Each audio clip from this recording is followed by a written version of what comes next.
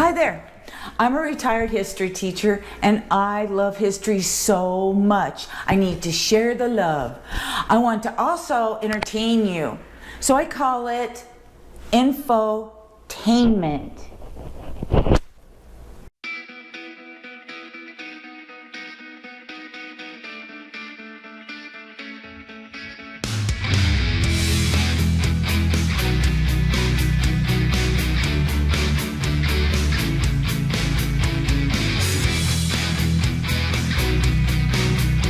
Hi, my name's Linda, and like I said, I'm a retired history teacher, but I just can't get the history out of my brain, so I thought I would share it. So learning is for all ages, and it always helps to understand the why and the how to information, and then you make up your own mind about the past and the future.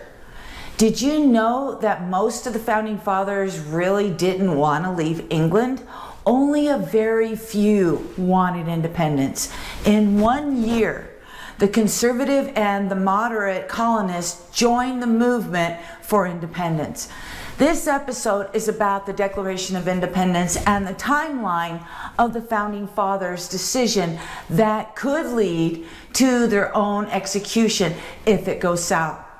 Believe it or not, most of the colonists either didn't want the separation from England or they didn't care because it didn't really affect them directly. And at the beginning of 1775, most of our founding fathers did not want separation either. So how did it all change so quickly? In 1 year, it went from Englishmen with a wish to be treated fair with the full rights of Englishmen to traitors and terrorists. First things first, let's start by testing your knowledge on the Declaration of Independence. Are you ready? Let's do it.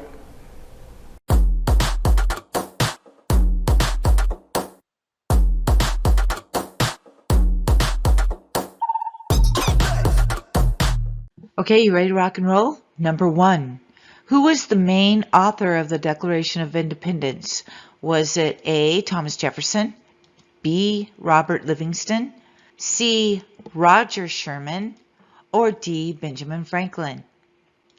If you picked Thomas Jefferson, you are absolutely correct. There was a committee of 5 responsible for writing the Declaration of Independence.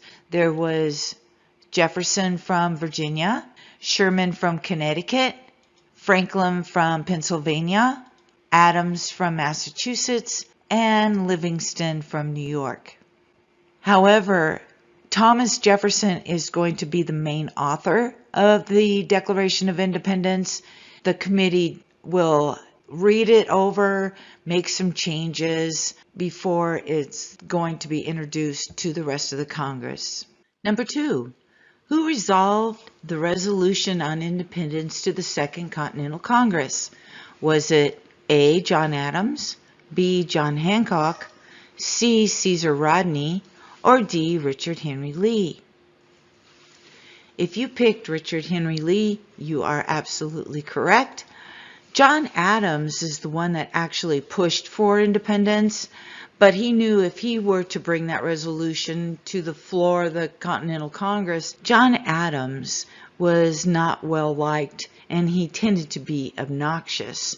So he asked Richard Henry Lee if he would make the resolution to the Continental Congress, and he did. He resolved that these united colonies are and of right ought to be free and independent states. Number 3, who was the first person in Congress to sign it? Was it A. Ben Franklin, B. John Hancock, C. Thomas Jefferson, or D. George Washington? If you picked John Hancock, you are right as rain. As you know, John Hancock was the president of the Continental Congress when the Declaration of Independence was introduced. He is known for his signature being the largest, and throughout history, people believed he had said, "There, the king can read my name without spectacles." But that's not exactly what he said. was something like it. But he said there, John Bull can read my name without spectacles. What he was talking about is John Bull is a national personification of the UK. He is usually depicted as a stout, middle-aged, country-dwelling, jolly, and matter-of-fact man. Number 4. Where were the meetings of the Second Continental Congress held during the writing of the Declaration? Was it A, York, Pennsylvania, B, Baltimore, Maryland, C, Washington, D.C., or D, Philadelphia, Pennsylvania? If you picked Philadelphia, Pennsylvania, you are absolutely correct. It was written in Independence Hall. Now, they did meet in Baltimore, but it wasn't during the time of the Declaration of Independence. They also were in York and Lancaster, Pennsylvania, but again, they weren't there during the writing of the Declaration of Independence. Number 5. Why did Thomas Jefferson take out his paragraph on slavery? Was it A, he wanted to keep his slaves, B, he couldn't get the South's vote with it, C, he never took it out, or D, he never had a paragraph on slavery?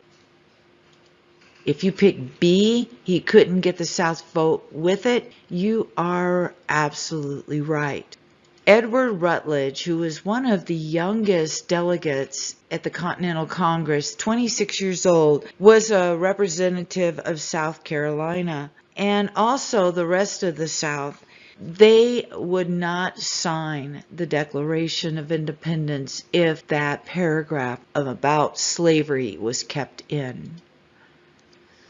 So Jefferson, against his will, had it deleted. So how'd you do? A++ for all you patriots? I'm going to start by setting the stage. In the 12 years between 1763 to 1775, we had the French and Indian War was over. In the favor of the British, colonists were restricted from moving west past the Appalachian Mountains. Colonists were taxed both directly and indirectly to pay for the British war debt. Without representation in Parliament, colonists were forced to house the British soldiers on their own dime. Colonists would be restricted to whom they could trade with, and the colonists will be governed by appointed royal governors. March of 1770, a British soldier shot into a group of Bostonians. This became known as the Boston Massacre. December of 1773, Bostonians dressed like Indians rowed out to the British ships and then began throwing tea over the side into the harbor. And this became known as the Boston Tea Party. March 1774, King and Parliament shuts down Boston as a punishment until they pay back the damages, known as the Intolerable Acts.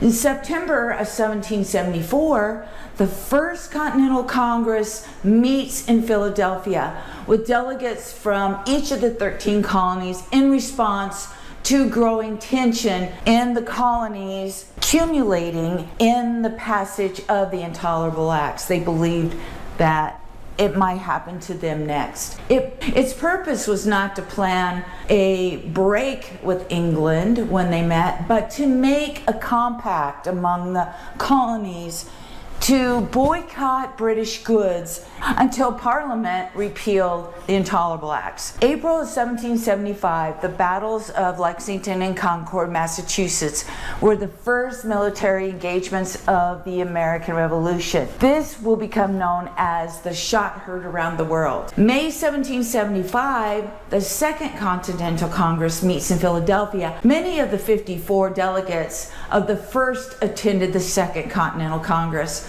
June 14, 1775, Congress creates the Continental Army. It's mostly Boston militia and puts Congressman George Washington of Virginia as commander-in-chief. June 17, 1775, there's the Battle of Bunker Hill in Charlestown, Massachusetts, just outside of Boston. Colonists lost that hill to the British, but they fought so valiantly and caused quite a loss to British soldiers that they lost, but it really did build colonial hope and boosted the morale. They really believed they could take on the British. July 8th, 1775, Congress extends the olive branch petition to the British Crown as a final, unsuccessful attempt to reconciliation. The Congress assumed that the role of a national government and tried to lead a new country through this war. They borrowed money, they printed money, they had no authority to levy taxes, they had to rely on money and supplies and troops from the states to support the war effort. Individual states frequently ignored requests for support. June 7, 1776, Richard Henry Lee of Virginia read a resolution before the Continental Congress that these United States are, and of right ought to be, free and independent states, that they are absolved from all alliances to the British Crown, and that all political connection between them and the state of Great Britain is and ought to be totally dissolved. June 11th, 1776, in consideration of Lee's resolution, they postponed voting on independence.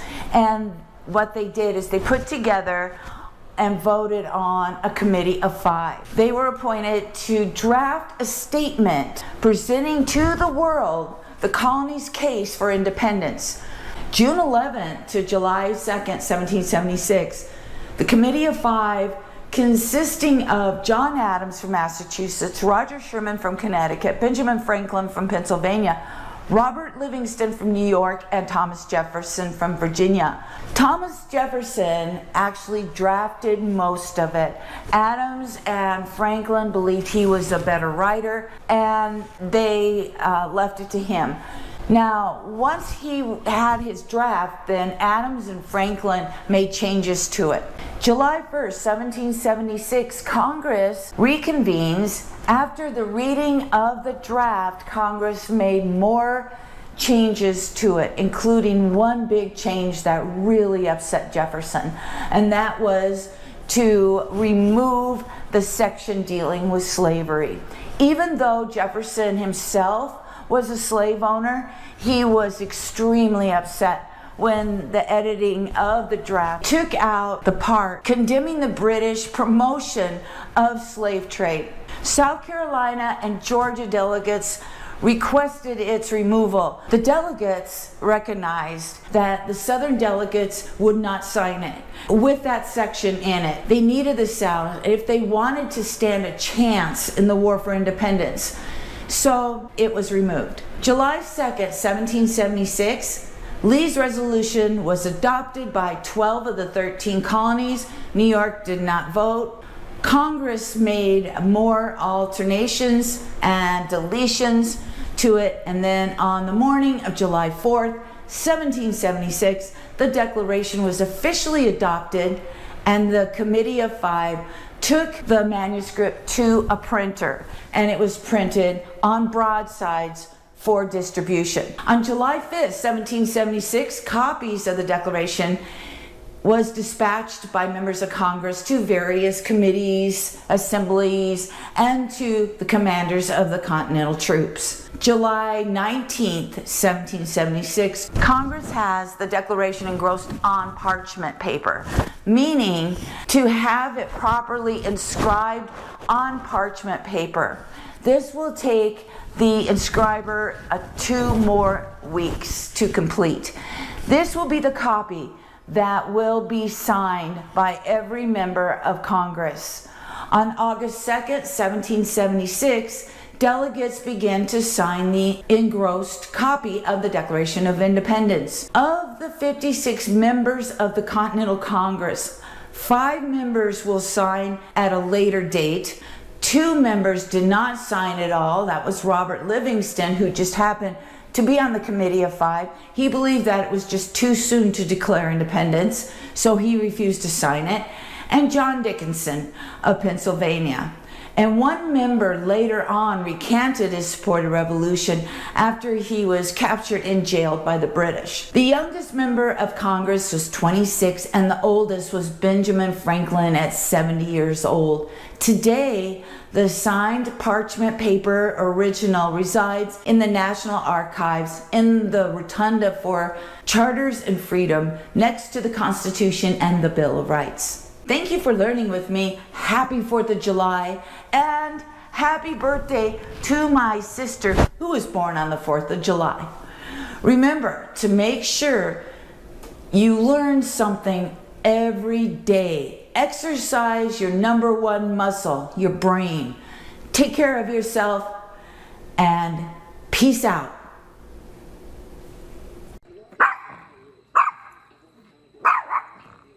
Down, Gracie, down.